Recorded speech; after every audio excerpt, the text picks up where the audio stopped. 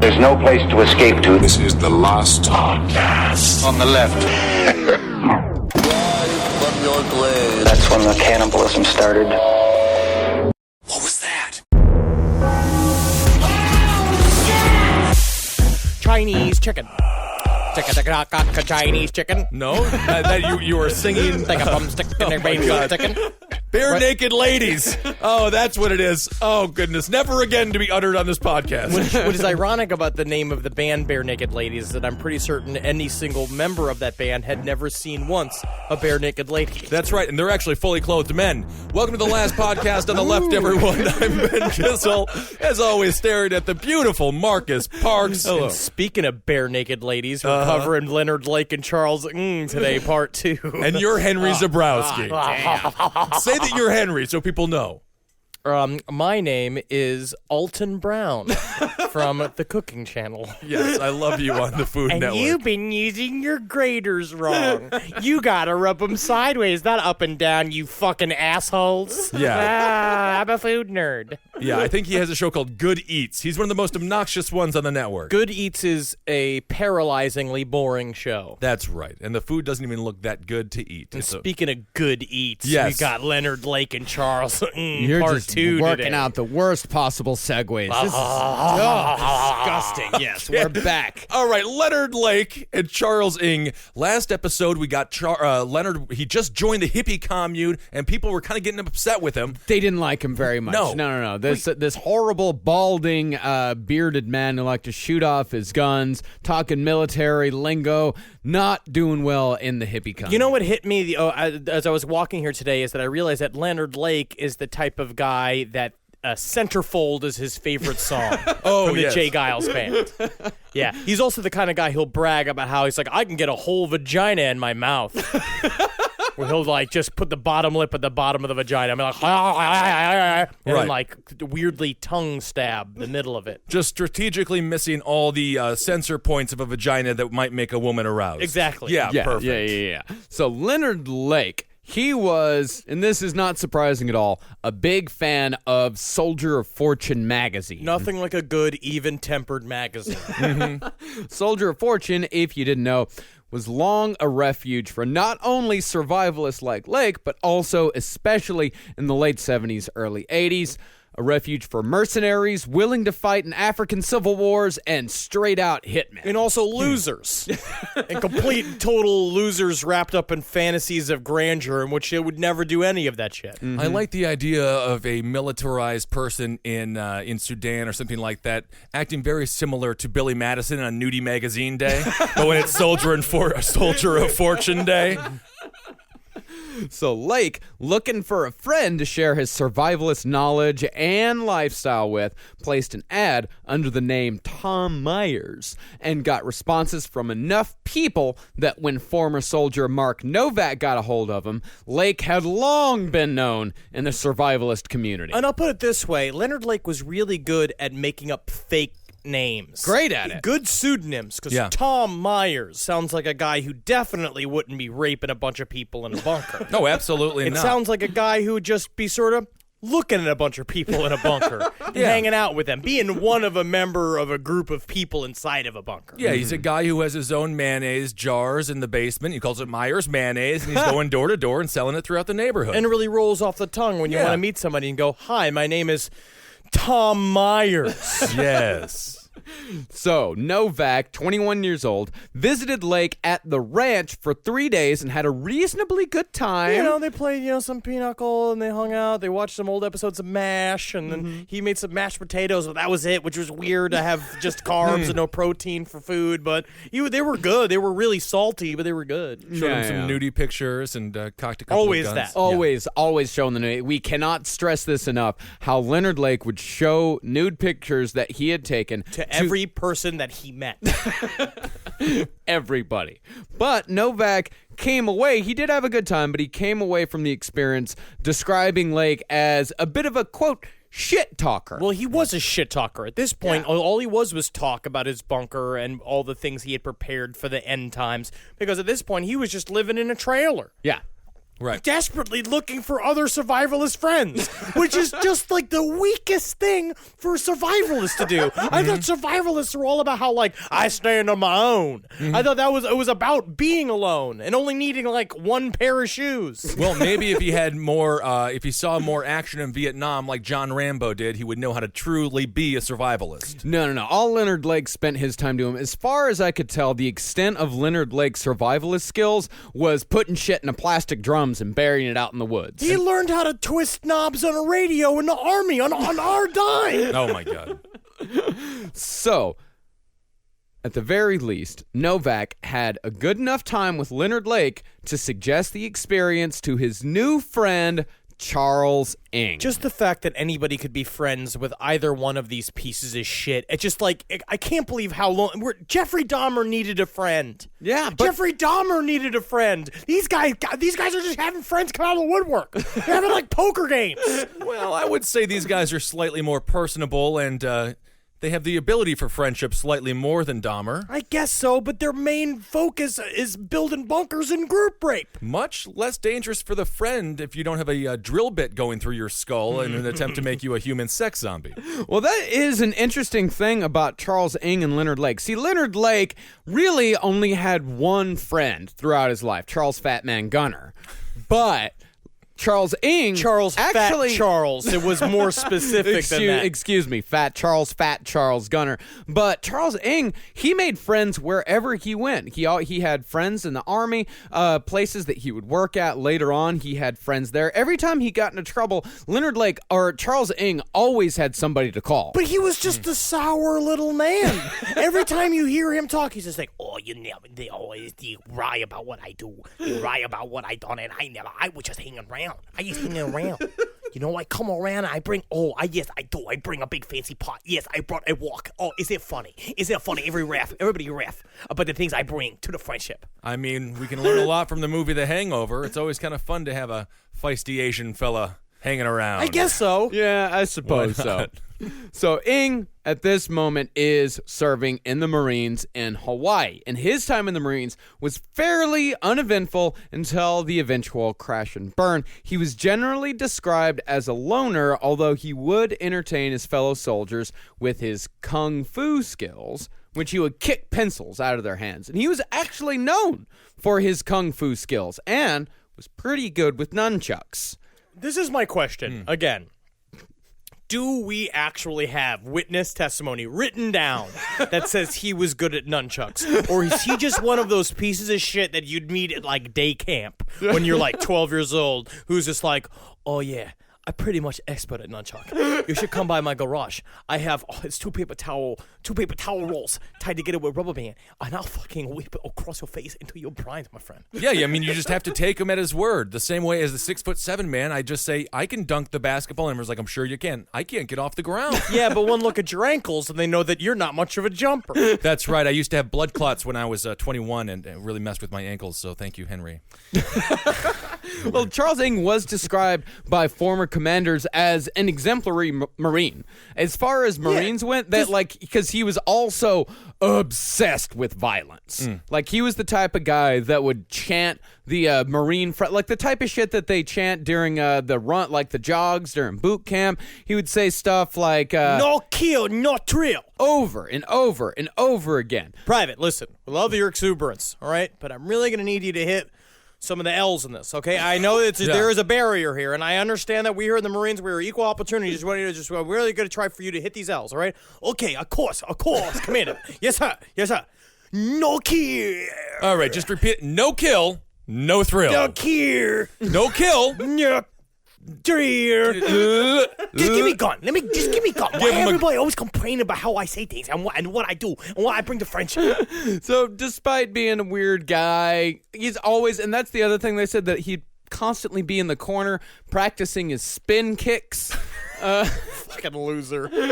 No, I mean, this is what he has to do. I mean, how difficult is it for an Asian American to find a identity in this country, especially at this time? All he had was Bruce Lee and Kung Fu films. What else was he supposed to do? Hey, we have some great Asian personalities that made their way in this country. Tila Kobayashi. Okay. We got Kobayashi, and we got Sun Yi.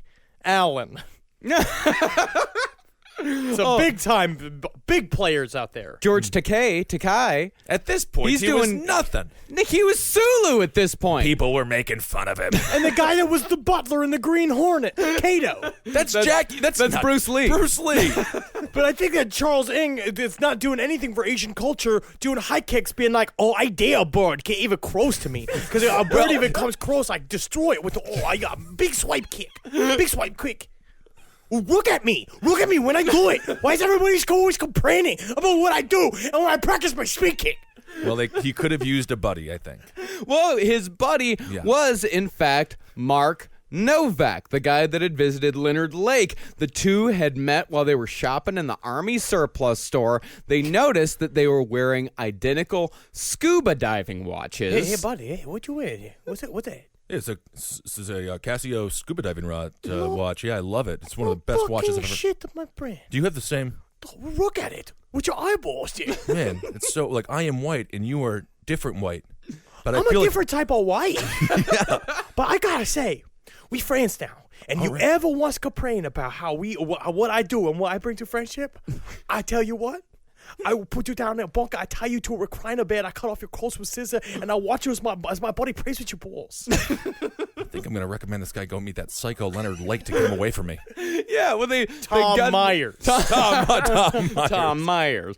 Well, they did, after they met at the Army surplus store, they decided to go have a soda together because they're both sober. Which also shows me this is the problem. I if you do have a drinking problem or a drug problem, I'm glad that you get out of it and you're sober and then you're being strong. But a lot of times it means that you're an insufferable piece of shit. I have no problem with recovering alcoholics, but for the person who's never touched any drugs, including pharmaceutical drugs, at any point in their life, you haven't lived. Yeah. So while they're having their soda, they started talking about, survivalism, which Charles Ng was already pretty into. And Novak mentioned, hey, I just stayed a few days with this guy out in California. His name is Tom Myers.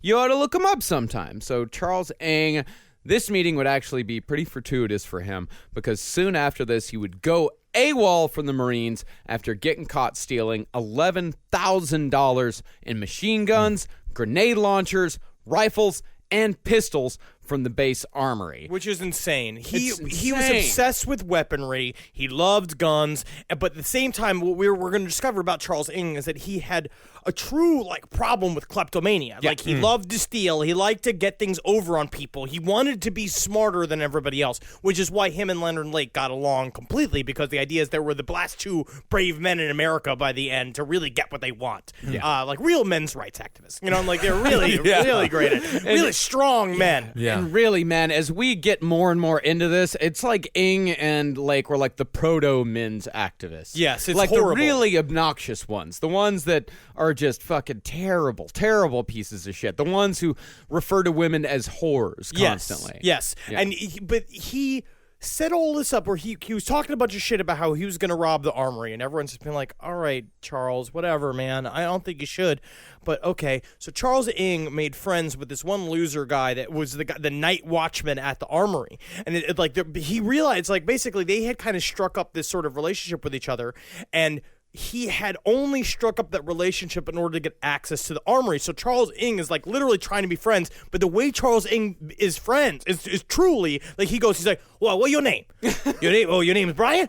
We friends now, Brian. Yeah, is that fun? Yeah, we friends, huh? I show you the nunchuck. Come back, my oh, look, you see my car here? I got a nunchuck, and I got, picture of Bruce Lee, because you know why? He's so tall. That's what I like about him. He's so tall. All right? Yeah. Now, what you're going to do, what he did was, it said to him, it's like, at night, you're going to pretend to go to sleep outside of the armory, and I am going to go and steal everything from inside of it and leave, and then you have the perfect alibi, which is you were sleeping. One of the worst alibis you can give. Yes, and then the dude eventually just gave him up because all these grenade launchers were missing from the armory, and then finally it was just like Charles took it because they had sort of assumed Charles was fucking around doing something because he was just being really shifty. Yeah. Yeah, really sneaky like a ninja, and I think they followed the pitter-patter of steps back to his bunk, and they found him with all the guns cuddling. But true ninja is not found because true ninja is one with shadow.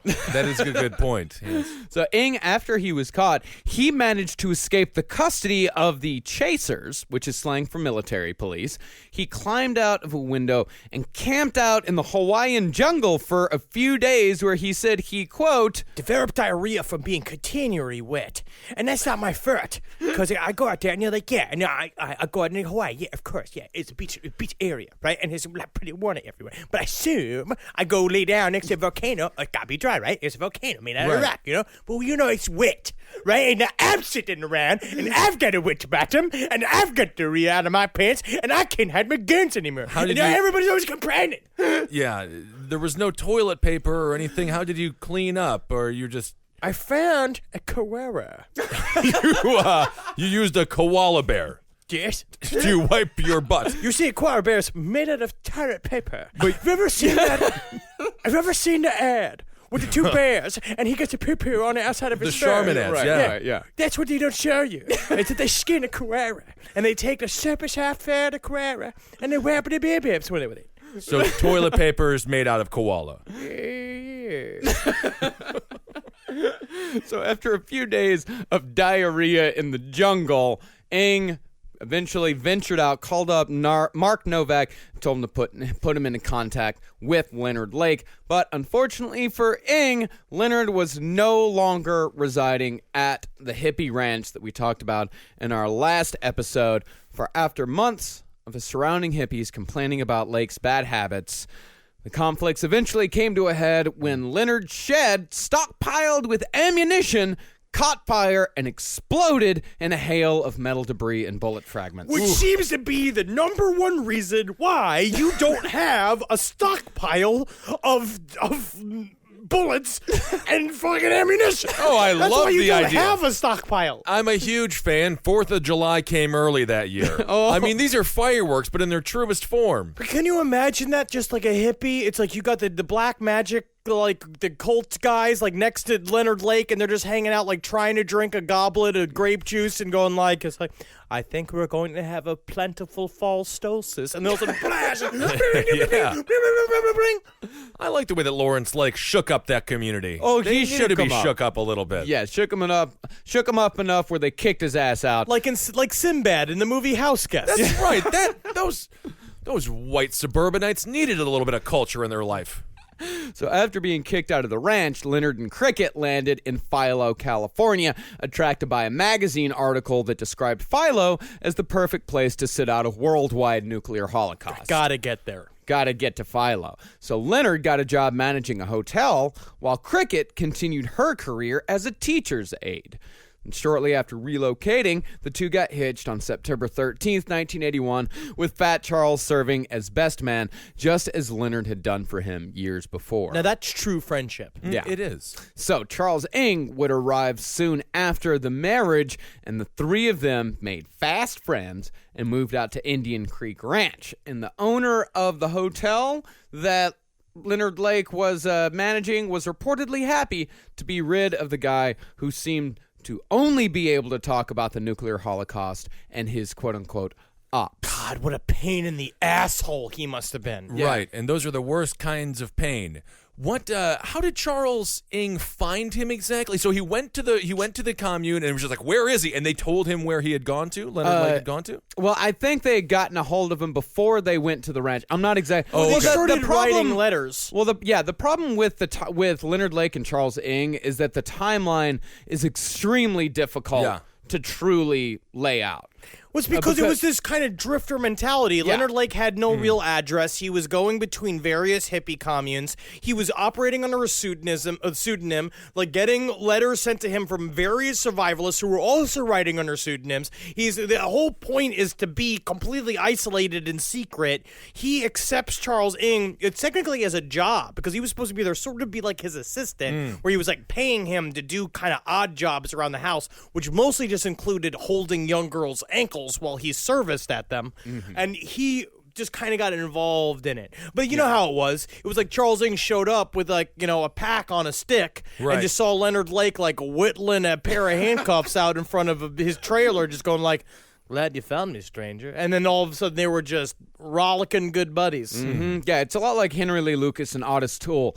The actual timeline is very muddy, and there's not a whole lot of witnesses to really corroborate exactly what was going on in their lives at the time. But as to why Leonard Lake and Charles Ng got along so well so fast, Ng later said, and this is an exact quote with the exact syntax that Ng used.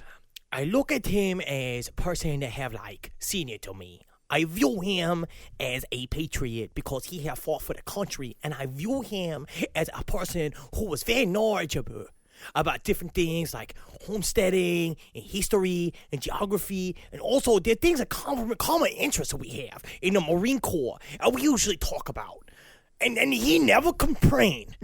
He never once complained about what I bring to friendship. It does seem like true friendship. I mean, this guy loved what Lake was selling, and Lake didn't mind when he was when Ng kept on kicking pencils out of his hands. But also, we're going to find out that Leonard Lake also, sort of like H.H. Holmes, which is very interesting, I just made that connection, used Peitzel as sort of like his goon.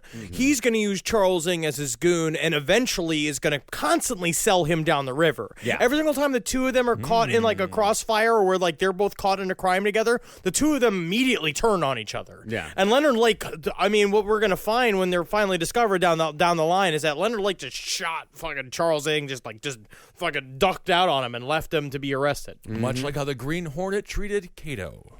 The Green Hornet treated Cato wonderfully. No. Cato had a lot of secret work partners. to do. They were full Did partners. He own Cato? That's a good question. He was his butler. Cato was his butler. Exactly. He was paid a living wage. So my analogy holds up. Perfect. So the trio's stay at Indian Creek Ranch would also be short-lived as Leonard once again started stockpiling weapons. Just have one weapon. Well, he liked weapons, of course. He's a survivalist. Survivalists and a stockpile of weapons go hand in hand. This, of course, caught the attention of the locals, who managed to either hear about or figure out that the odd little Chinese man who was puttering about the property was an escaped fugitive. The cops raided the place, found Ng and the illegal modifications Lake had made to his guns, and arrested them both. Ng was sent back to Hawaii to face a court-martial. Which is the nicest place to have a court-martial. The best place to have a court-martial, while Leonard would skip bail after his arrest, and his life as a fugitive would officially begin. He would say that in his diary that he realized that, when he was waiting to be transferred between the holding cell and where he was supposed to go to be tried, he was just like, this is my time. Yeah, I'm going to make Operation Miranda happen now. He had been waiting all this time because he had realized that the one thing about a consummate shit talker is that deep inside they know they're a shit talker. I know in the end they can't really be full badass unless they do something about it, and that's what he decided to do, was make the choice and be the Leonard Lake that we would now know him as. Yeah. Backs against the wall, no other choice. Absolutely. Yeah. But however, unfortunately, Cricket would not want to live the fugitive life with Charles Ng. And so, even though the two would date on and off for the next few years, Leonard was once again a solitary man and in need of a new identity, literally. Because that's what he realized as a man on the run. A part of that is you need identities to cycle through. You need to set up leases, and you need to get cars and shit. You need to do a bunch of legal shit. In order to do that, you need a license. Yeah. You need a license, you need a license, a social security card, and you need to be able to cycle through them fairly quickly. So how you do that is by shooting them in the head and grinding up their bones afterwards. Yep, and he did that to his younger brother, Donald. Now, remember that the last episode we talked about how all he talked about was to talk shit about killing his brother. Yeah. But he never did it until he actually did it. Yeah, until he actually killed his own brother. They didn't really look alike, but he knew that he could pass for him if you just kind of take the license plate and kind of, the license and kind of whap it in front of a police's face and then run away. Sure. Yeah. So he brought him up, shot him in the head.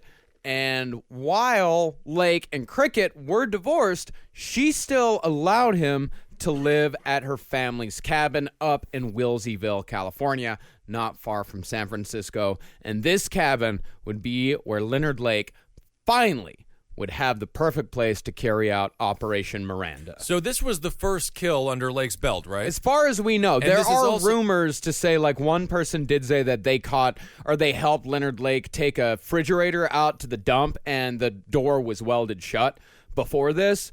So there are a little rumors here and Yeah. there, but who knows if that's just someone looking for attention. We've all lived in a college house before, and opposed to cleaning the refrigerator, you just weld it shut and put it on the curb. Absolutely. Because it can get pretty disgusting. So Yeah. this might have been the first person he fantasized about killing, sort of similar to Edward Gein. But you're gonna, And then he did kill his brother. So it's a hell of a way to, I guess it's, you go back to what you want to do in the first place, and then it's a good jumping point, I But suppose. now we're going to see the pattern that Leonard Lake and Charles Ng are going to settle into, which is killing for convenience and purpose. He killed his brother to get his ID. You're going to see this again and again, where he's going to kill men in order to steal their identities and use their identities and their property, and then he then kills for passion, which is a part of his sexual release. And so he's doing it all now. Now he's very similar to an H.H. Holmes. Yeah. Because he's an opportunity killer and a sexual killer. Yeah, absolutely.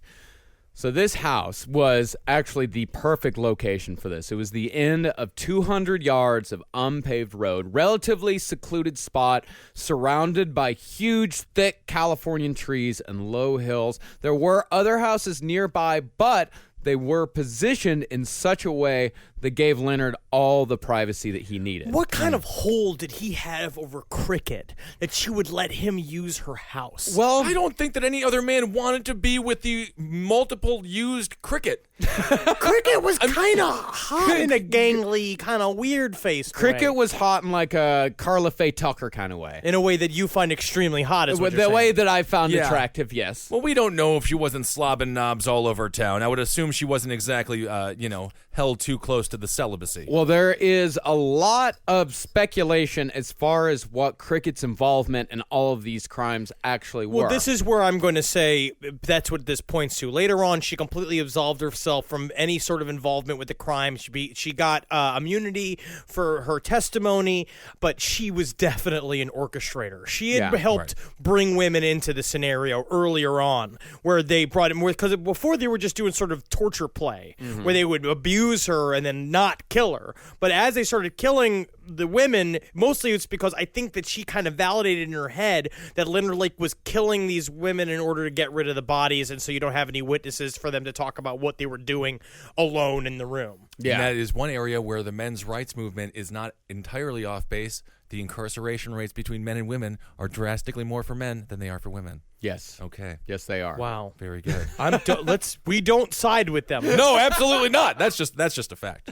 Yes, it is a fact. But the reason why Cricket didn't go away is because all of the evidence they had against Cricket was extremely circumstantial. There was no way that they were going to actually charge her for a crime. So the reason why they gave her immunity was because they thought that she would have some information to put away Charles Ng for good. So it was actually on the part of the prosecution a good move. And the Of big, course. The only the move big they could tell make. about Yeah. Cricket's involvement is that she had spank calluses, just like two calluses on her buttocks in the shape of a human hand. A lot of talcum powder around the house, huh? Yeah, good. So Leonard Lake's new location, at first, he did reasonably well with the new neighbors, although the first interactions were not without their speed bumps. See, Lake had bought a dog that he named Woobon. Now, what does Woobon mean? I Googled it and nothing came up. Nothing. All right. Not a single goddamn thing came up for Woobon. I think he just looked at it and said, Woobon! And then he's like, that's your name, Woobon! Yeah. Woobon was a German shepherd, and one of the neighbor's dogs decided to get a little frisky with Woobon, and Lake, taking exception, shot the neighbor's dog. That's not a good move. That's not how you get ingratiated into your secretly secluded place where you're trying to create your sex dungeon. Absolutely not. You let the dogs hump it out. Well, the neighbors, at first understandably upset, were eventually charmed by Lake. They invited him to a barbecue the following Saturday, and after further conversation, Lake and the couple exchanged pornographic videos. And Lake officially is comfortable. at his new place. What was happening back then? This is a This is different just how time. people. Is this the 70s, Marcus? This is 1983. This is the 80s. Oh my God. But this is the thing, is that Leonard Lake, that's the only reason why they were even charmed by Leonard Lake, is because he was the type of man that was making homemade porno videos that he Right. would share with his neighbors at a barbecue. Ronald Reagan's lying in a hospital bed, almost dying from gunshot wounds, and these people were in the woods exchanging porno and forgiving someone for killing their dog. Technically, life is better that way, I guess. so. So it was now time for Lake to begin his search for his M-Lady, as he called her.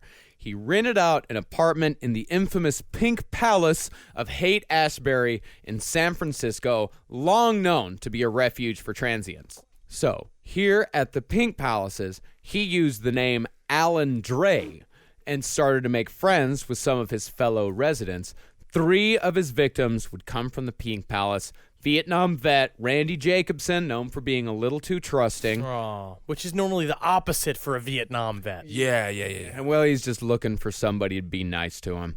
The other one was Maurice Rock, a groovy pothead guitar player.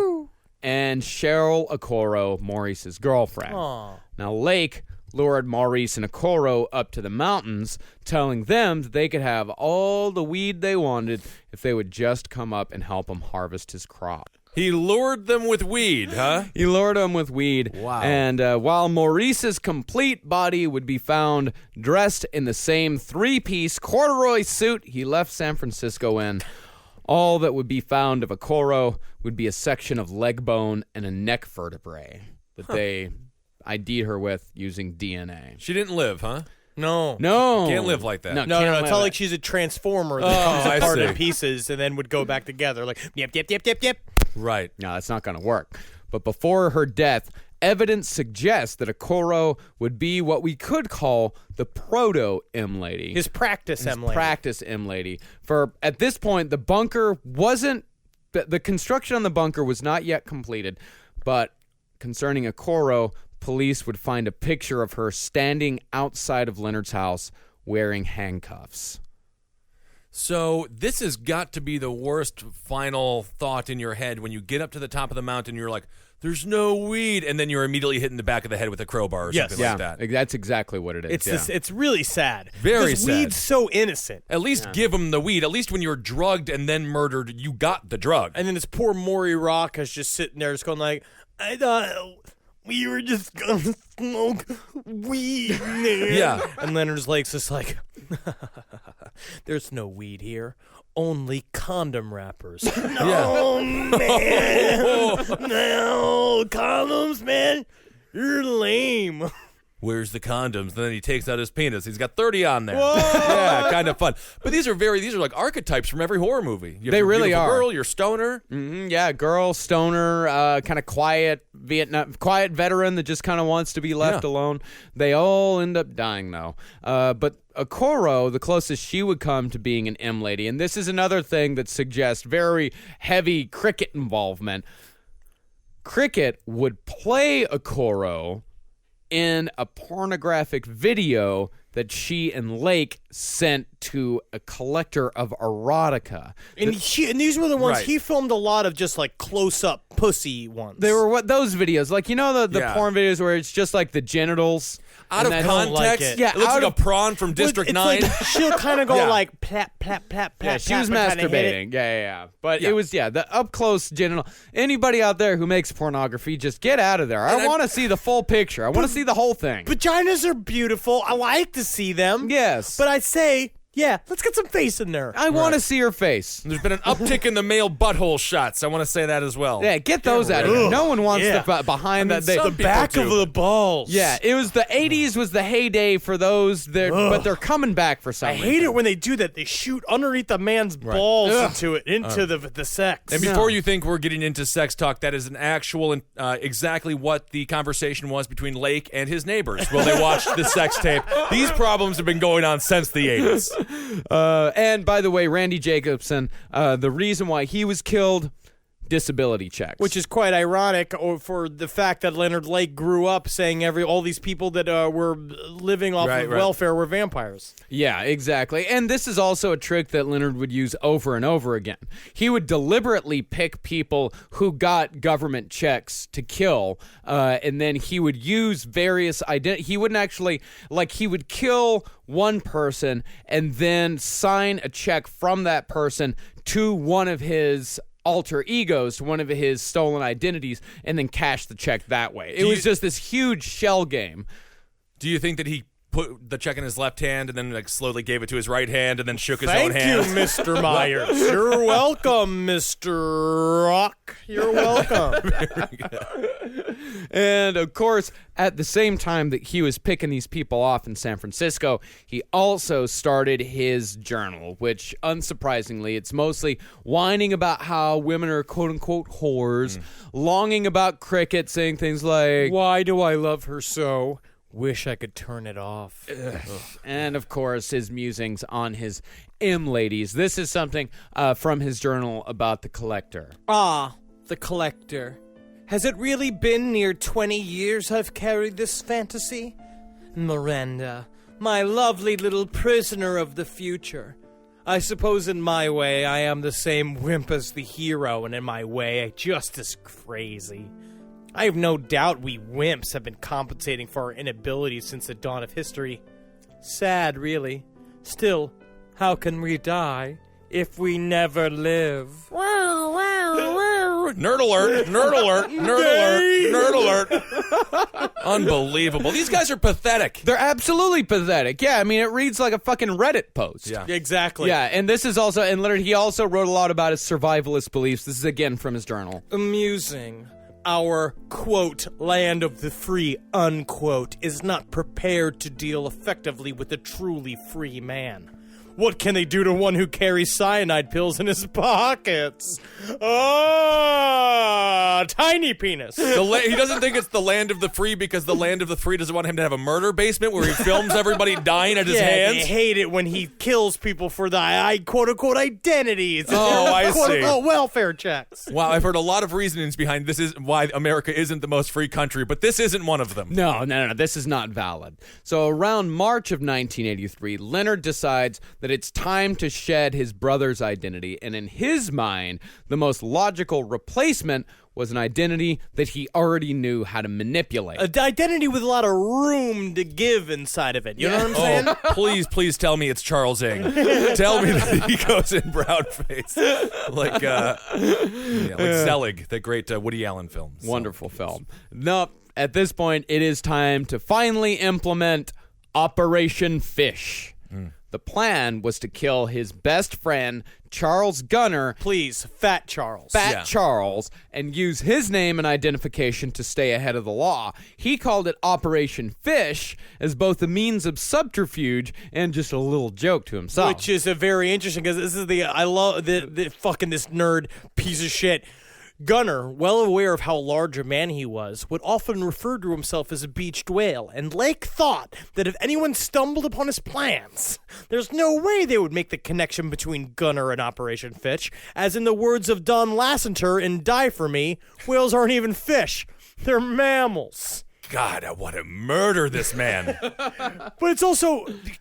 Leonard Lake was also kind of fat. He was a bit of a chubber. So making fun of Charles Gunner for being fat... You're fat too. Yeah, but Gunner was super fat. Yeah, Gunner the thinner was, fat always makes fun of the larger fat. Absolutely. To get the nickname of Fat Charles, you have to be very fat. Yeah, Gunner was 5'8", 400 pounds. Ooh. Yeah, people tend to associate with with individuals in a relatively weight-wise and physical attraction-wise. And then there's always the hot one, but she can top out at 5. Yeah, she hangs out with 4s and 3s and men as well. He was a real dwarf. What's that movie called? Dwarf on golf? Dwarf playing golf. No, Duff. What was the movie with the girl that's supposed to be ugly, but she's not ugly, and they say she's ugly just because she's got brown hair or something? She's all that. No, the other one where it's called Dife. Every romantic comedy. Yeah, that's every high school comedy. Yeah, but She's All That is the same exact plot. Are you talking about Clueless? When they had the No, audacity to not make Clueless. that beautiful. I think it's the called late. Clarf. I do love the movie Clarf. It's about that talking shoe. A big fan of Clarf.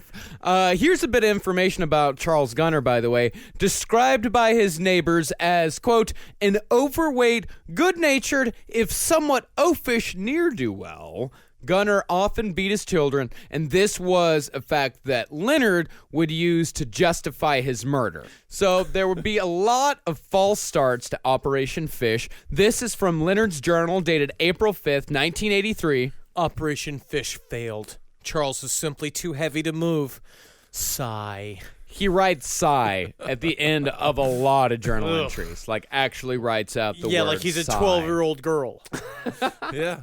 Lake failed again when Charles refused to eat poisoned snacks that Lake had made for him, and failed yet again when Lake tried to kill him with poison gas, but didn't use enough to knock him out. He's a big guy. I love the poison snacks. I just want to see like cooking them up. This has got to work. Absolutely. It's like a bunch of like anchovies and cheese on crackers. And he's just like, hey, you want some of our new, hey, Fat Charles. Hey, Fat Charles. Want to try some of my these snacks I made? It's for lunch. Wouldn't you believe it? I've started my diet today.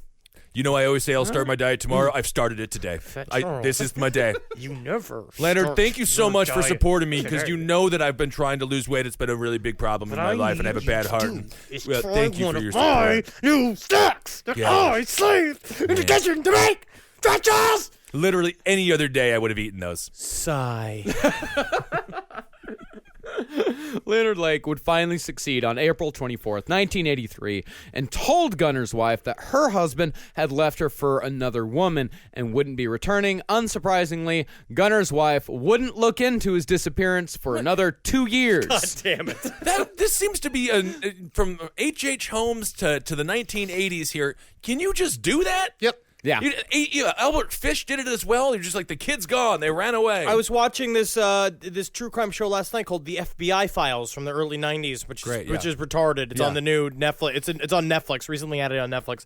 And that's what they say. One of the police officers was talking about a bunch of missing women. It's like, if you are an adult, you are legally allowed to disappear. Yeah. You can just disappear. Yeah, and what Leonard Lake would do is when he killed somebody, he would write letters to he would find out who he needed to contact to pretty much keep these people from being reported missing. He wasn't able to do it every time, but a lot of times he was able to pick up these people who were kind of drifters. He did it with the Vietnam vet, that he would just write a letter and send it off to one of their friends and be like, hey, I came up to, Sacramento and I found a job, so I'm going to stay here. See you later. Very similar to H.H. Holmes again. Yeah.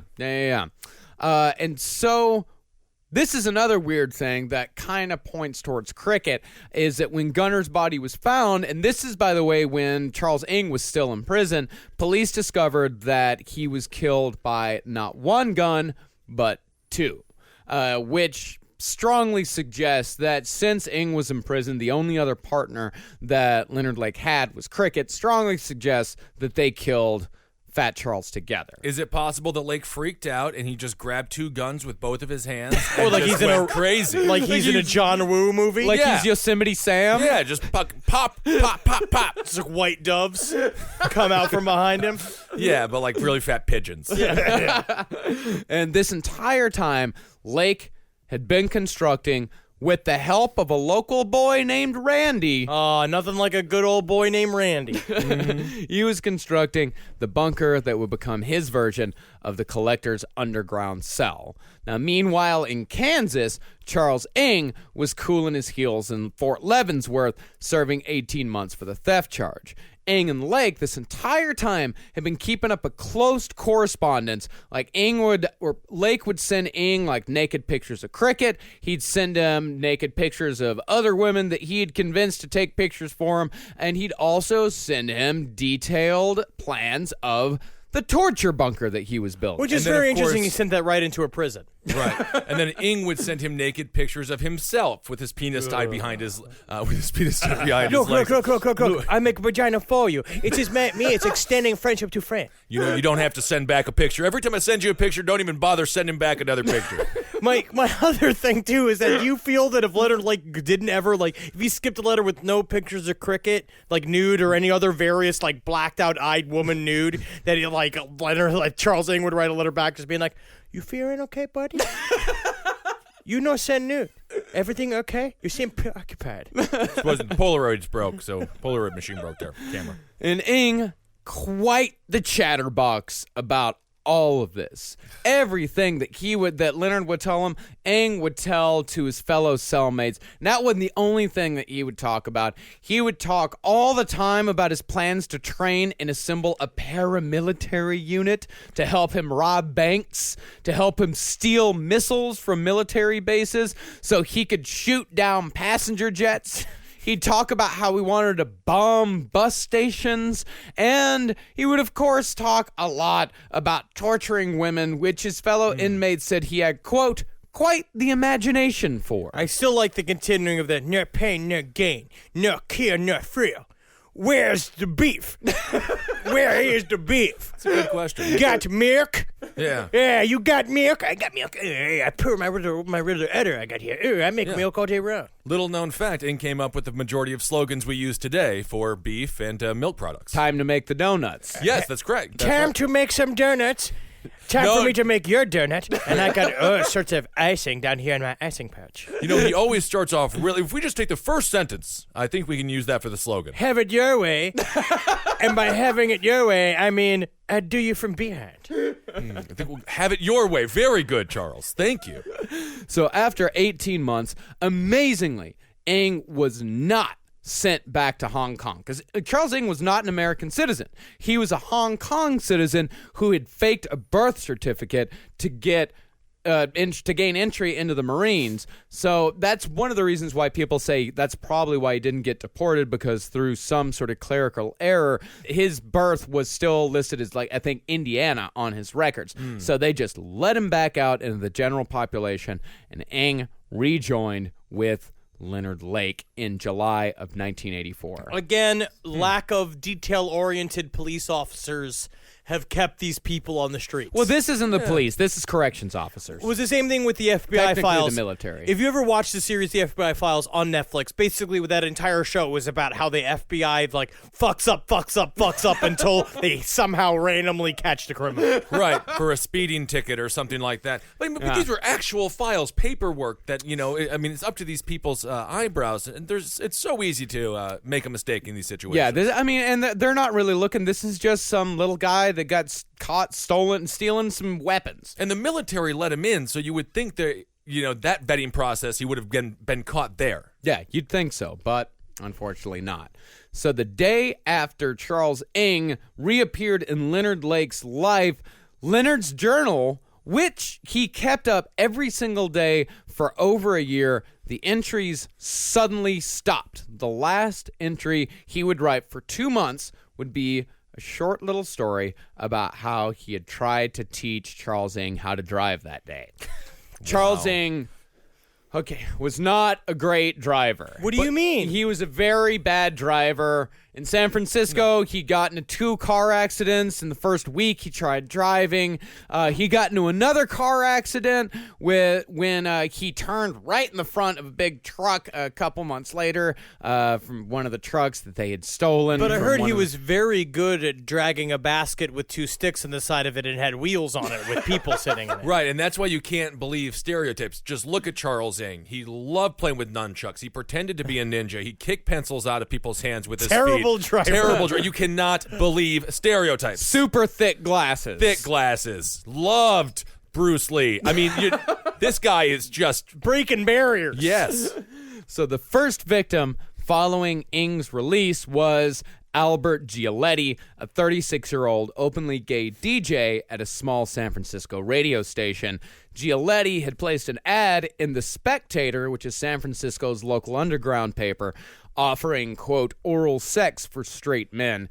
Ng answered the ad, walked in, and killed Giletti in his own apartment. Like a real piece of shit. Yeah. Like a real piece of shit. And really what I think they don't, what I think this is that this is Ng's first known murder. I think this is Leonard Lake saying like, You got to get out there. You got to get into it. yeah, you got to get out there. If you want to take part in this, if you truly want to be a part of what we're doing, you got to go out and kill somebody. You got to get something out of the way. So, and these people, of course, did not hold homosexuals in high opinion. So they figured easiest thing to do is find a guy in the want ads in the Spectator, go and kill him, and no one's gonna give a fuck. And you know what? They were completely and totally right. If I was Leonard Lake, I would not be thrilled that the guy I said, go kill somebody, and then he killed a famous DJ. He wasn't it's a a famous. problem. He wasn't. But a the guy famous was on DJ. air on a daily basis, He's I would still assume. a public persona. Trust me, I've been a DJ on the radio before. They're not gonna miss him all that much. I've been a DJ on a small radio station before. It's if you're gone, people don't really know. Is that the other form of the less dead? Yes. Black prostitutes and DJs? Oh, man. Yeah, FM DJs, dime a dozen, man. It's totally fine.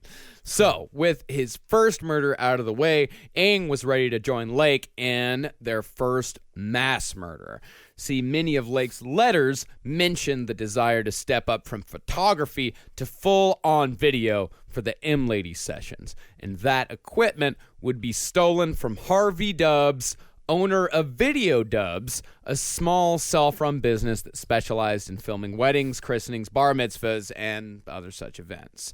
And less than a month after Ng was released from prison, he and Lake showed up at the Dubs household under the guise of renting said equipment.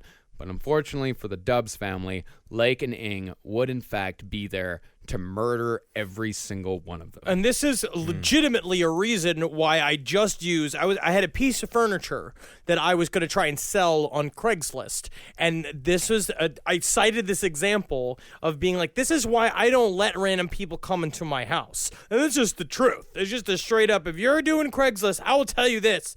Find a safe meeting ground, or like leave it outside. Don't let them know what apartment you're at. Because this is what happens, is that your entire family, they go in there while the Dubs family is eating dinner, they check out all the equipment, and then Leonard Lake and Charles Ng take the entire family at gunpoint to a rape bunker. Yeah.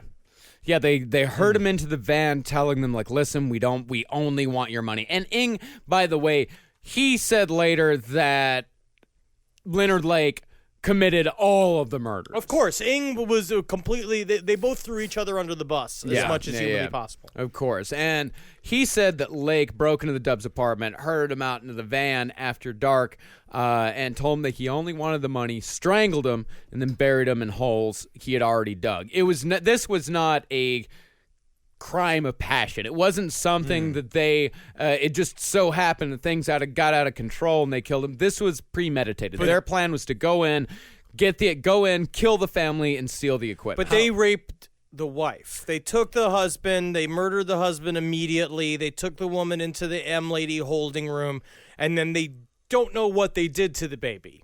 Well, they don't know what they did to the baby, but they certainly didn't raise it to be president. They didn't?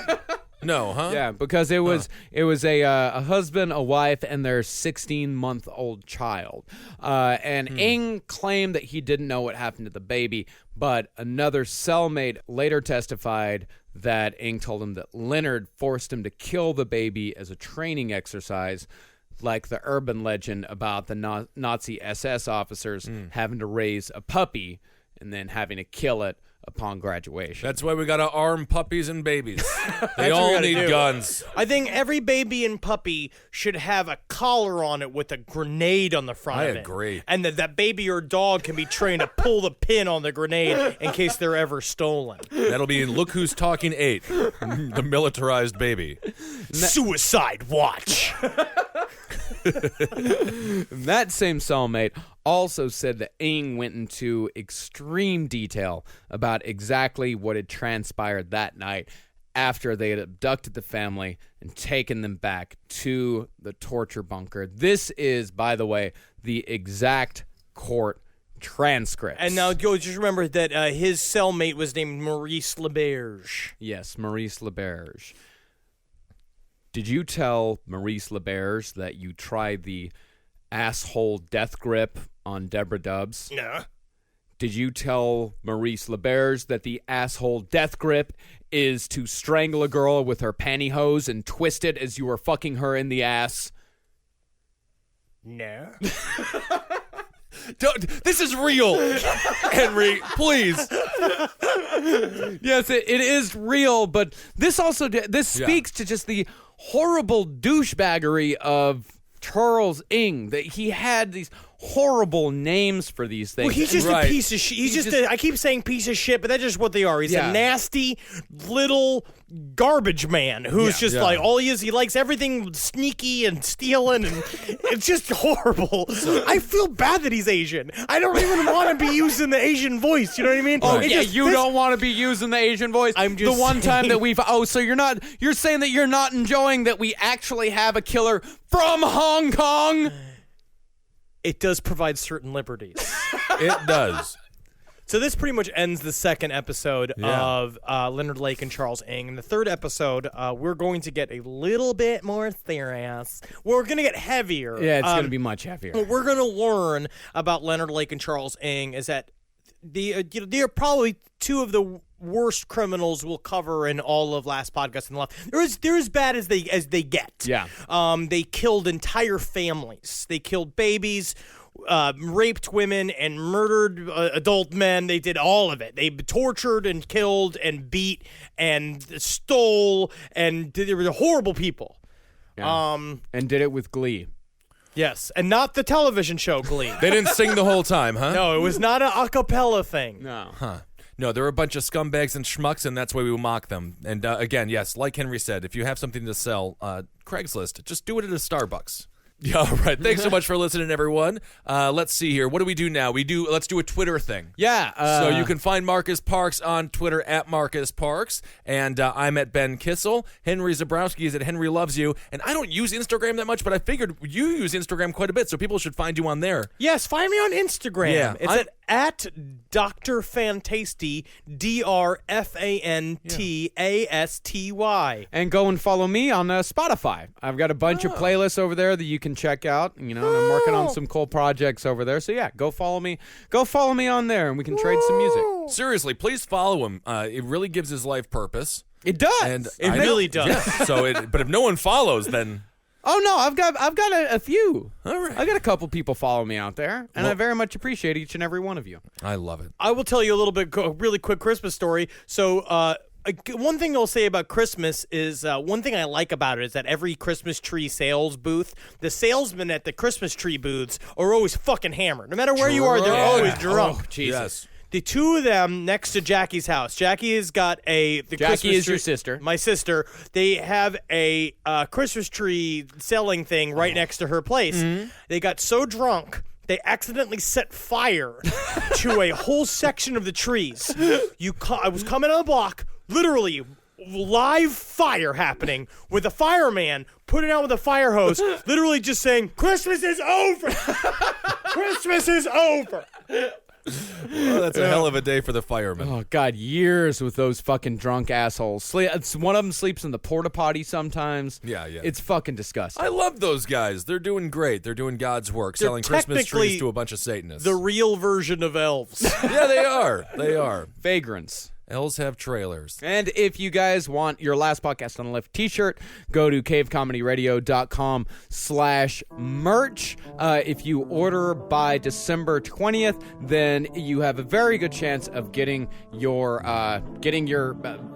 t-shirt in by Christmas. The last shipment we're sending out is going to be on December 21st, so be sure to get them before then, especially if you're getting a medium, because we're running a little low on medium, so be sure to get in there and get those things ordered. And that's good to hear. People are getting smaller. Isn't that nice? It doesn't make any sense. Last time we ran out of larges first, so I ordered more of them. Now we're running out of mediums first. It doesn't make any sense. Well, ordering t-shirts is hard. If I know anything about the larger person, we like to get to things first. first, including buffets and T-shirts. So that's what we do. Well, hail Satan, everyone. Hail yourselves. And Hyogene, and also thank you to Megan Fierro-Root and Sammy Coughlin for their research help, and also thank you to Jose for taking care of all of our T-shirts. And if you see a priest this Christmas season, pull his pants down. Make Well, him feel like a little boy. That's right. Don't they wear frocks? I don't know. Fucking beat him up. For more shows like the one you just listened to, go to cavecomedyradio.com.